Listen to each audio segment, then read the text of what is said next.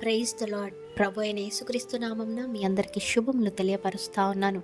ఈ యొక్క వాగ్దానాలచే మీరు ఆదరింపబడినట్లయితే తప్పకుండా ఇతరులకు షేర్ చేయడానికి ప్రయత్నించండి. కొన్నిసార్లు మనం చేసిన సేవకు మనుషులు విలువ ఇవ్వకపోవచ్చు, లేదా మీ బంధుమిత్రులలో అవసరతలో ఉన్న వారికి నీవు సహాయం చేసి ఉండొచ్చు, ఏ విధముగానైనా నిన్ను మర్చిపోయి ఉండొచ్చు.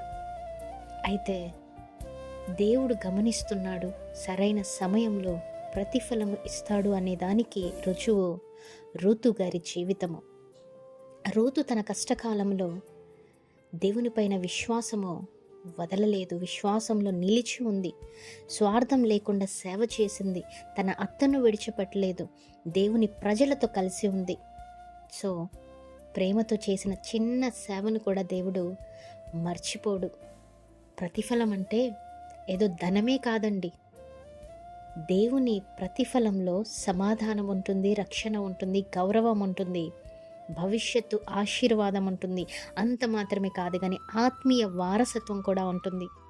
ఒకసారి ఆలోచించండి, రూతు తరువాత దావీదు రాజు వంశంలో భాగమవటమే కాదు కానీ చివరకు యేసుక్రీస్తు వంశావళిలో స్థానం పొందింది.